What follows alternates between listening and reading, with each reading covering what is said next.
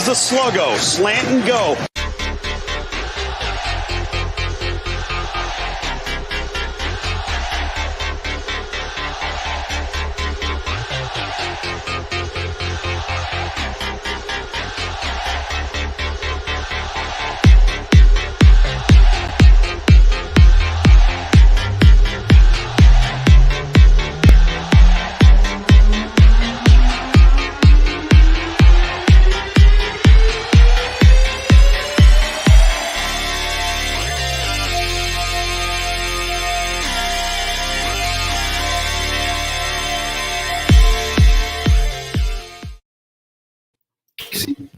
I'm a little worried we're not live because I screwed up the timing again. And at the top of my screen, it says scheduled on one screen. Over here, we've got 9 people, so we're live, apparently.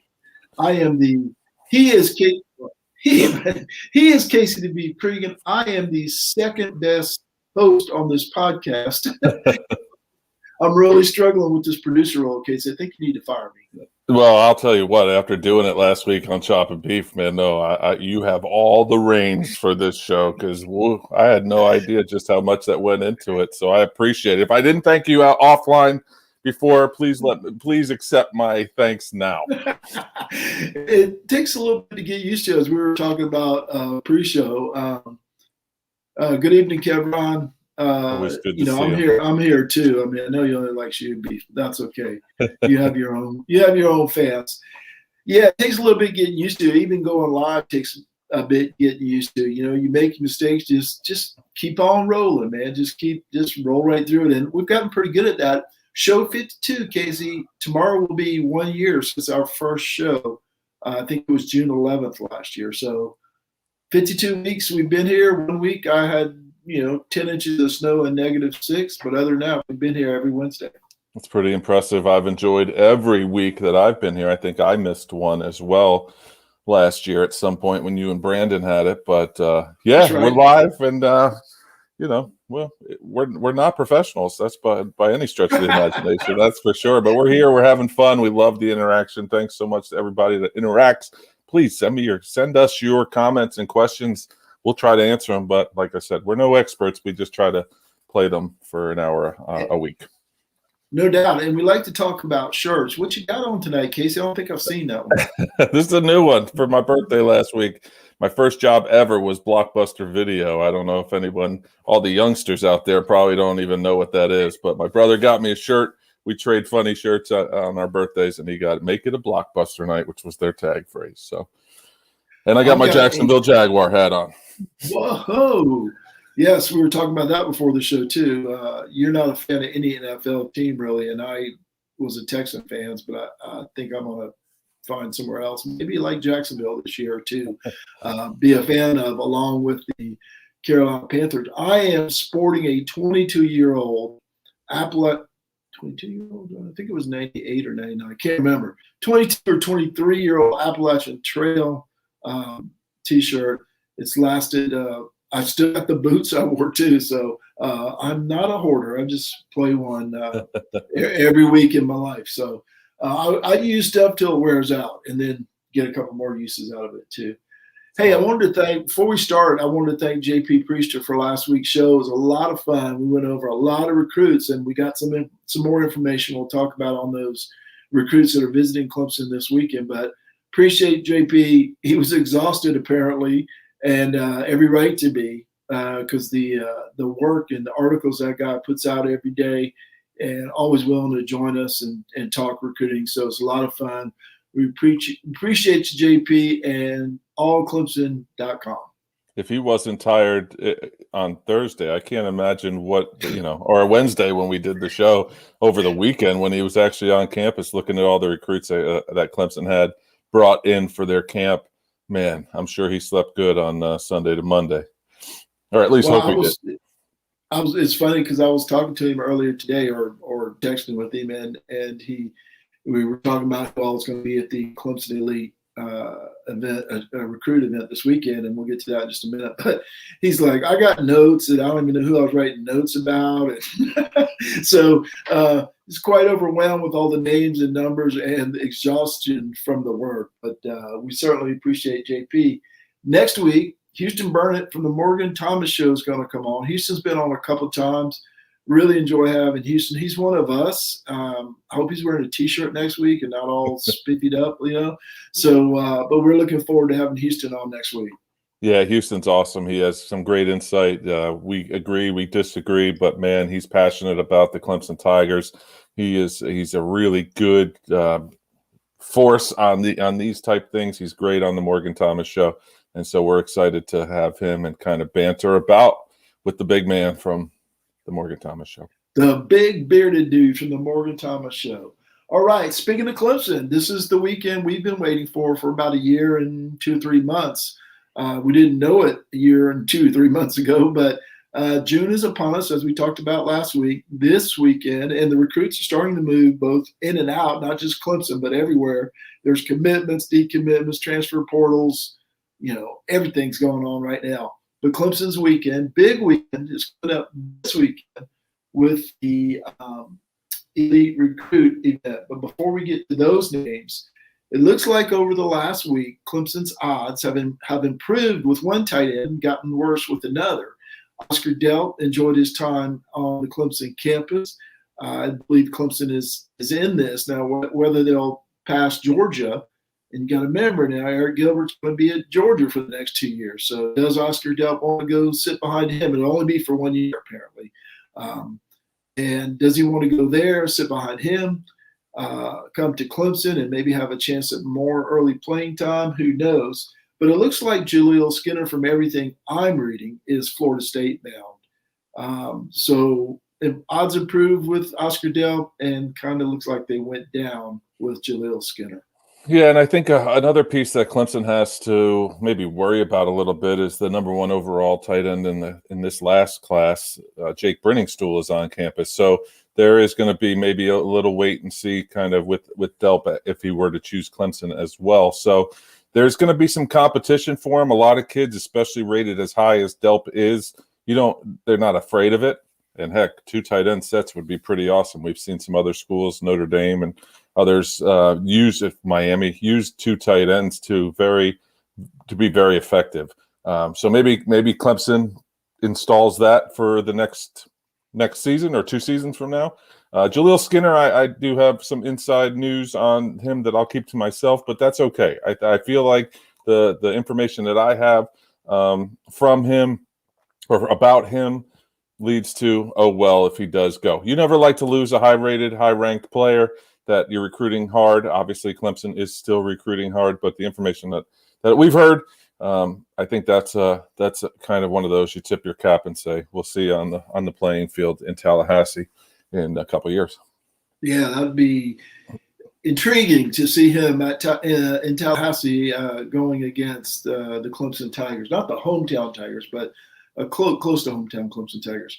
And speaking of big recruits, there was no bigger one on campus last week than DJ's little brother, but not a little dude, Mateo Uyunglele, who JP sent a picture of, and he towered over the rest of the youngsters in that picture. Defensive end, tight end, who knows? He's out there catching passes from Arch Manning and looking good in both position groups. Yeah, I think Tyler Grisham, wide receivers coach for the Tigers, had him running with the wide receivers, not even the tight ends. And in the afternoon, he was running with the defensive ends in the morning. This kid is probably going to be arguably the number 1 recruit coming of the 2023 class, in my opinion. He just has such upside, and he's a rising junior. The kid is already 6'6", 250 pounds. He just is all and just is a freak. He's doing it all, like you said, on both sides of the ball. This is going to be one that, yeah, he's got his brother's shadow maybe, but this is one that I think Clemson needs to be all in on big time from the get-go. He already has an offer.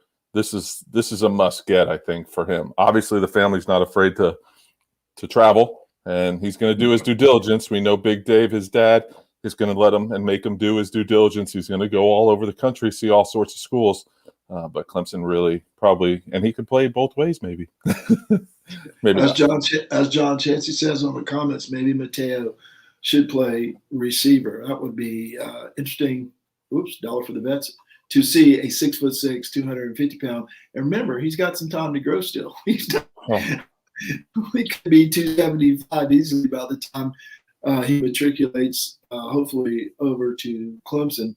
But the biggest recruit of all, not physically, but the biggest one, the big prize. Arch Manning was on campus, looking every bit the number one recruit in the 2023 class. And JP texted me today saying, I thought maybe he's a little bit overhyped, but I saw him in person last week, and he's not overhyped. He's really, really good. And he's going to be really good. This is someone Clemson would certainly like, but so would the rest of the college football. Yeah, and then the fact that he's not on social media and he's kind of a quiet kid, regardless of his background, kind of makes his recruitment going to be very intriguing because, you're going to try to read the, quote, tea leaves that he's leaving behind. Heck, they had to call the family to see if he left with an offer.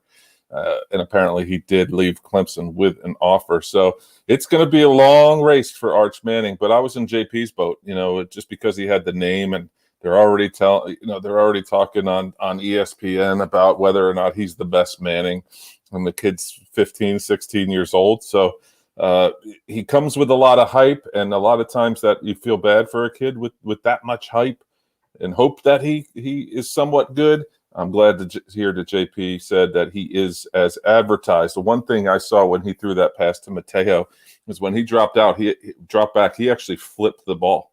So while he was in his drop, he actually flipped it to get a better grip and then flung it 70 yards. He looked impressive in the short film that I saw. And now, he's thrown against the air basically. And I know Sure. there was somebody covering Mateo, somebody about 5'8", it looked like. Felt like. Yeah, felt like.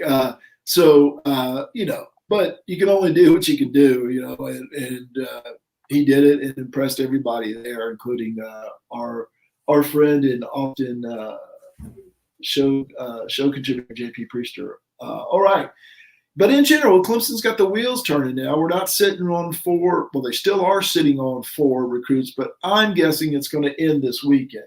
The confirmed visitors for the elite recruiting weekend: 5-star defensive lineman Travis Shaw, 5-star safety Keon Saab, 4-star cornerback Toriano Pride, 4-star cornerback Jaden Lucas, 4-star running back Trevor Etienne, 4-star running back Branson Robinson, 4-star safety Sherrod Koval, 4-star defensive end DJ Weselak, and all 4 of Clemson's current 4-star commitments. So a couple of 5-stars, whole bunch of 4-stars, and I'm thinking one of these is going to go down. Give me at least one is going to go down this weekend. Give me your take on this group of players coming in, and any thoughts you may have around that.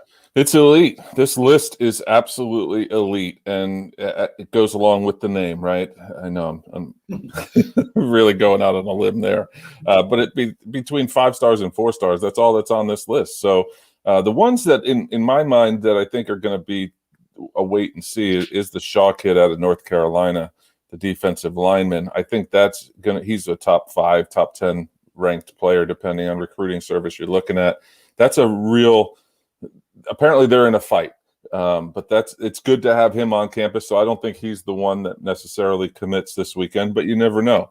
I know JP hinted 2 times ago that he was on the show that somebody will commit, and then hinted again last week that someone will commit this week out of this group.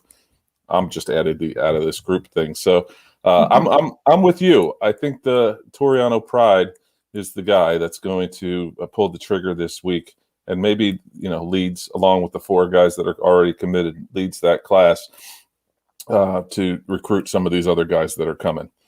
Interesting piece. I can say interesting. Trevor Etienne, LSU got another recruit, a running back. I believe Alabama got a running back. So, the longer he waits, the less room he's going to have at some of these top 10 schools that he's put out a list out for. So, this may fall in Clemson's favor, which wouldn't necessarily be a bad thing.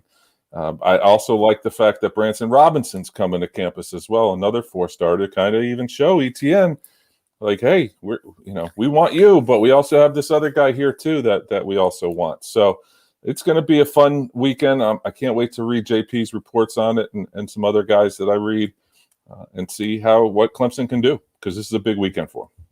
It is a big weekend, and you said it, and I'm going to say it now. I texted you last Thursday, and I said, hey, reading all this stuff I'm reading between the lines, as we like to talk about, and reading the tea leaves, I think Toriano Pride falls to Clemson this weekend. And I've even read some more about that, or heard some more about that today, that I think that's going to happen. A 4-star safety, which of course Clemson can use. I'm not sure there's a 4-star anything they can't use with 4 guys in this recruiting class right now. So that is my prediction, that Toriano Pride, a 4-star out of Missouri, will commit to Clemson this weekend. Any other thing about Clemson you want to mention before we move on to a little more college football recruiting? No, I think I'm all set too. I do hope it's one of the 5-star guys, though. I hope it is a Shaw, because that's, for me personally, that's a guy that defensive line right? DLU. So I'm hoping it's him that maybe drops the hammer this weekend. And also the Keon Sabb. I know there's a lot of momentum in Clemson's favor for him. So this is the elite recruiting weekend, and then the kick. Is there a cookout at the end of July, I believe, or in July sometime? Those are 2 big weekends for the Tigers to get a lot of guys. They normally do come out of it with a couple of recruits. Yeah, I'm not saying just one is going to commit, but that's one that I feel like, reading everything we read during the week and kind of hearing what he's saying, going, sounds like this might be the one. And the way JP talked about it was it's not a superstar name. So this is a guy you don't hear about as much as you hear about the Travis Shaws of the world. So that's what kind of eliminated those for me in my guess. I got a gnat flying around there. That eliminated some of those guys for me. And then I thought, this is the guy that it sounds like. So just a guess, my first guess of the year. I don't think I guessed last year. So, man, this show's getting better and better. All right, we got some decommits to talk about. Last time we talked, Georgia was picking up 5-stars like candy, man, and getting recruits, Darion Kendrick, Eric Gilbert.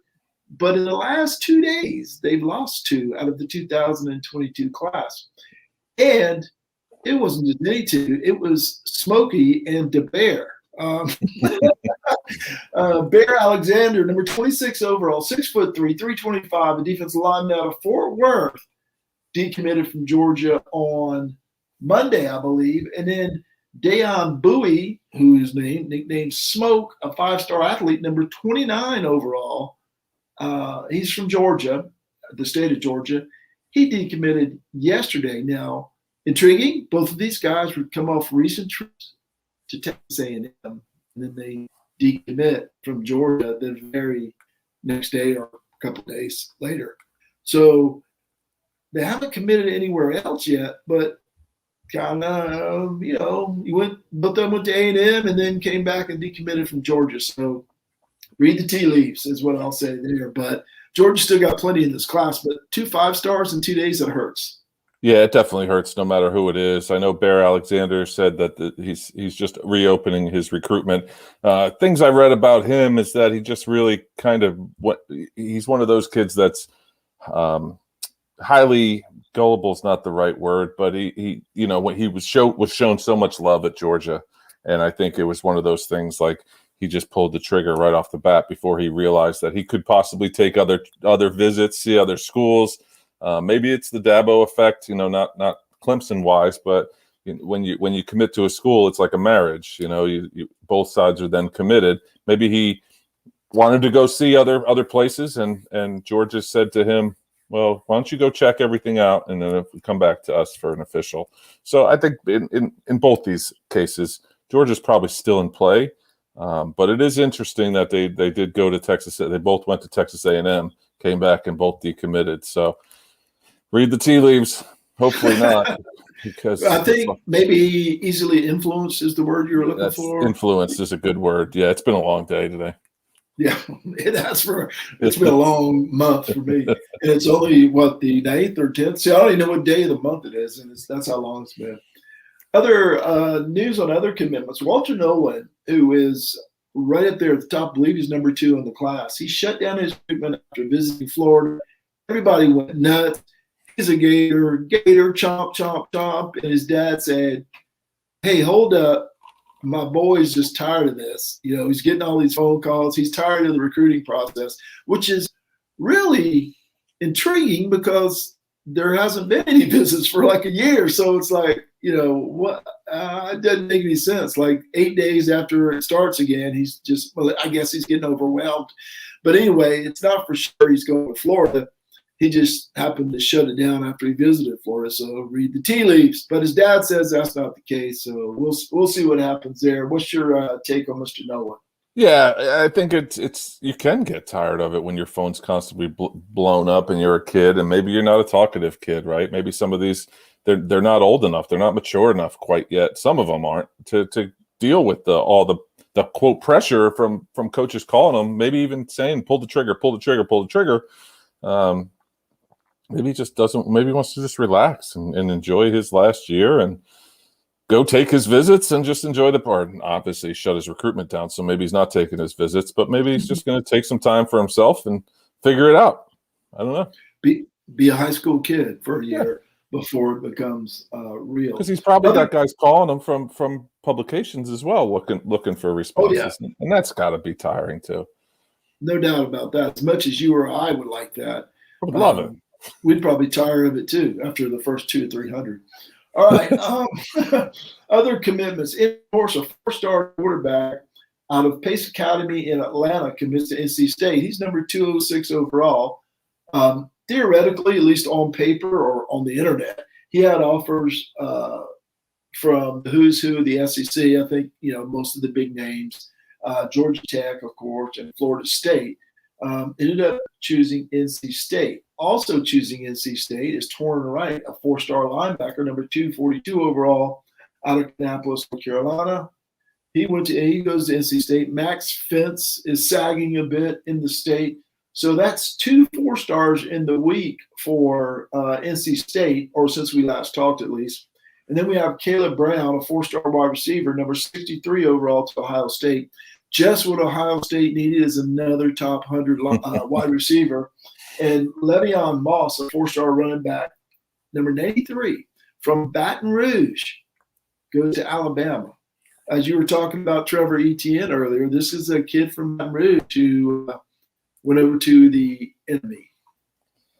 Yeah, this is a good list too. I really think the MJ Morris deal is playing time. I truly believe that he's 206. He's going to go to NC State and probably start, or at least be competitive to start his freshman year. Looking at that depth chart, he's going to have an opportunity to play there. Torrin Wright, that's another great get for Dave Doran.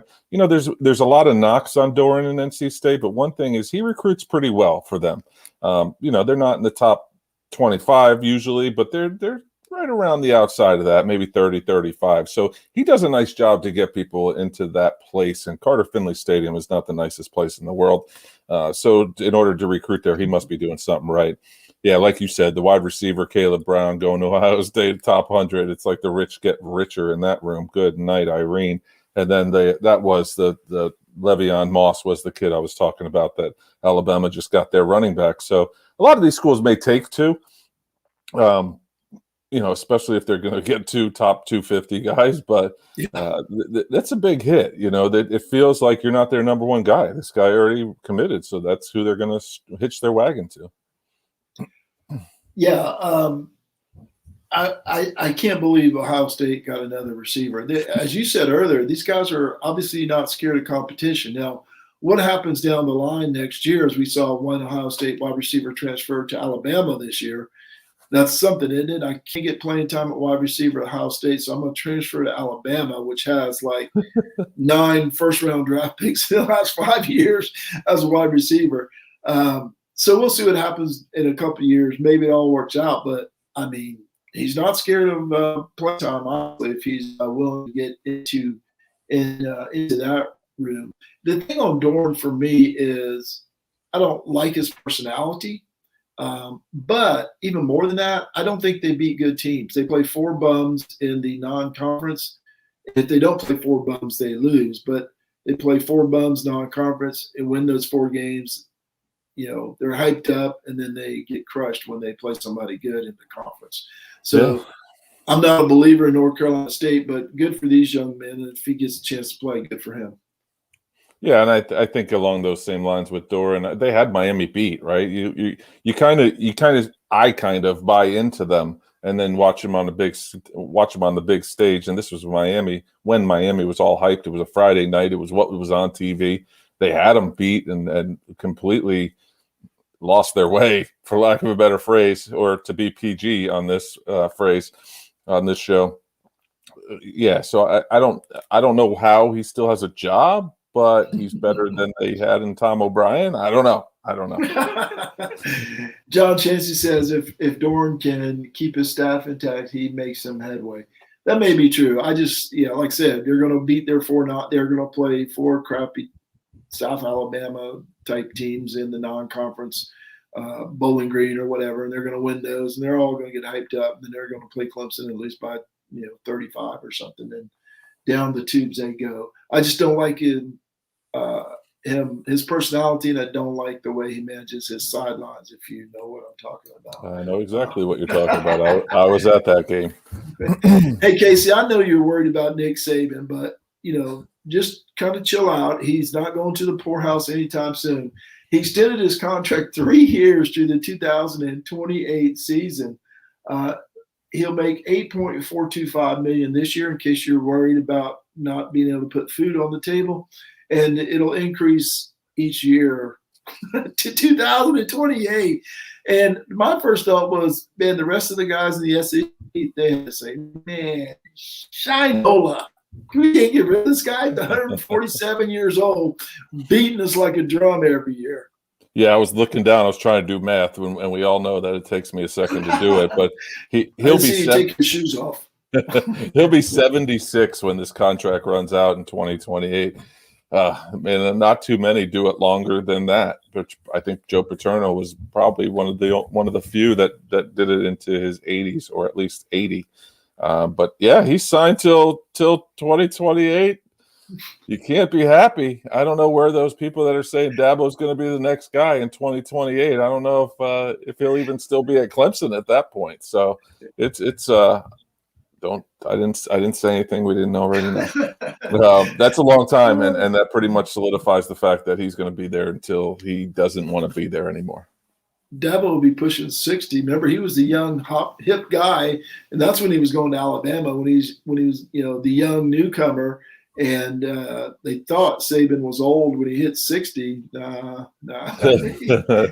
And there's something to be said for that. That guy is keeping the fire burning. You win so many national championships, and you just say, great, let's go win another one. I mean, he's not resting on his laurels. Certainly not resting on his recruiting laurels. We know that for sure. No, and he's young looking. I mean, he doesn't look old. I mean, we know he's old, but he doesn't look old. He seems relatively healthy, and why not? Why not? $8.425 million increasing annually.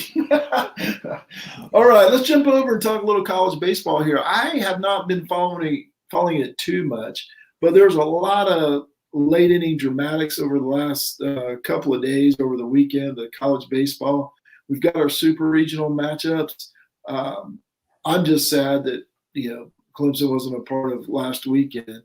But what's your take on college baseball, the playoffs so far? It was a great weekend, and there's a lot of really good teams out there that are still playing. I know for those Clemson fans out there, it is frustrating, but it is. To put my Clemson hat on for a second, it was okay to see South Carolina lose and not win their regional. I mean, it wasn't their regional, but it was at their place. The usual suspects are around. Vanderbilt's still in it. You got a bunch of SEC teams: Mississippi State, Ole Miss. Did Ole Miss make it? Mississippi State, Arkansas, Vandy. East Carolina, Texas Tech, Stanford, NC State from the ACC is making a little late season run. Of course, they're going to be running into Arkansas this weekend. Then you have out west, you got Stanford, you got Arizona. The two surprises are playing each other in Virginia and Dallas Baptist. That should be a nice one. A good series as well. They're a lot of fun, both those teams. Virginia pitches well. One thing, too, that it sticks out in my mind is Notre Dame. They scored about 725 runs this past weekend. Now they're going up against Mississippi State. So they'll probably end up not scoring as many runs, in my opinion, or in my judgment. But that could be a fun series. Notre Dame's been doing it all year long and doing it the right way. It's good times. So, I wouldn't expect 26 runs from the Fighting Irish in the weekend, much less one game, though. They have played really well, as you pointed out on the Twitter.com last week or earlier this week with Pauk, that they played really well, and they impressed me when they played Clemson. And just what you said, they did everything the right way. When they need to play small ball, they do. When they need to hit long ball, they do. When they need to out on the mound, they get it. Notre Dame has played really, really well this season. It'll be intriguing to see how they do against an SEC team in Mississippi State, which is it's a whole different animal down there in Starkville, the baseball field. It's a great facility as well, probably one of the best, if not the best, in the country. So they bring a good home field advantage. My boss for the company I work for played in 2 College World Series for Mississippi State, so I'm sure he'll be in attendance, and it'll be crazy. It'll be fun. It's going to be a great weekend. This is really when that starts. The regional's great. I know there was a poll I saw on Twitter about whether or not the first day or the first weekend of college baseball is equal or better than the first weekend of college basketball. And, recency bias, the poll was seriously skewed to baseball, but also it was probably a baseball page, But, it is that way. I really feel that it could be comparable to it, especially for those of us that actually like college baseball, the weird guys like me. No doubt. Your compadre from the Chop and Beef show, JJ, chimes in and says, Jags off hat, full Kool-Aid. Okay. Happy birthday to JJ tonight. Happy birthday, JJ. Yeah. I'll take it easy on your show tomorrow, which we'll talk about in just a minute. John Chanson says, thank you to Bill Connolly for making Pat angry. Getting back on Twitter for a few days he's been out of shape. We're going to have Pauk on eventually to talk about Notre Dame football. He's a great guy. He just gets bent out of shape real easily sometimes. If you claim Notre Dame's going to go 10-2 instead of 11-1. He gets so He's passionate. He's passionate. You can't deny that for the guy. Definitely gets fired up real easily. All right, we just talked about JJ. Casey, what's happening? Chop and Beef was live last week, just like we are every week. I really enjoyed it. I mean, usually I wake up and I make breakfast at the Chop and Beef the next morning. But last time, I don't remember. My wife was out somewhere, so I said, check this out. And it was good to see you guys and see you interact. I know, we were talking before the show. It's a little odd. You're not used to being on camera or whatever. You guys will have it down. You back to your old selves. And I'm going to poke some fun at you tomorrow, but I'm going to take it easy on JJ Locks. Yeah, it's fun. It is fun. It's fun to be live.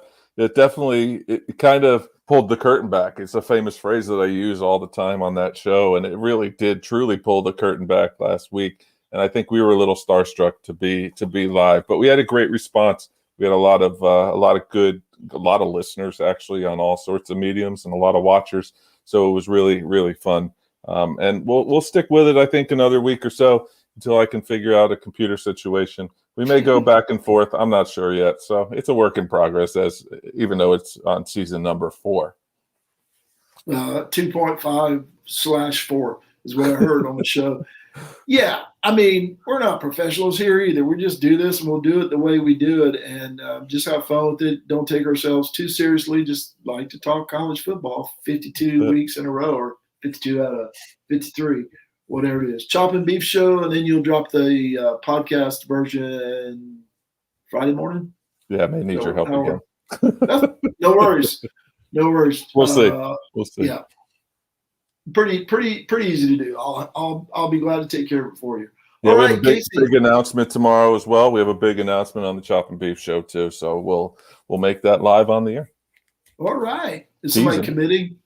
No. Committing or committed? Maybe committed to yeah. Little bit. My vote is JJ to be committed. Mhm. Well, I don't know. You're a close second. You're a close second, okay. With all I got going on, heck, I used to have a couch in here. I used to have a desk. Now I'm working on a TV tray. My wife's taking stuff from me. Your wife is moving you out, which could be a bad thing, or who knows. All right, close this crazy mess up tonight, Casey, and I'll see if I can do the producer thing and find the exit. Thanks again to everyone in the Facebook group, especially Nelson Wilhite, for all his help and support. Everyone on the Seldom Used Reserve page, Sluggo Podcast, and each and every one of you who likes, listens, and shares, and of course comments on our show. On behalf of Marty Seldom Used Reserve Coleman, I am Casey the Beef Cregan. Thanks so much for listening and joining. We really appreciate it. We'll see you next week right here on Sluggo. Toriano Pride will commit to Clemson this weekend. I think we're done here.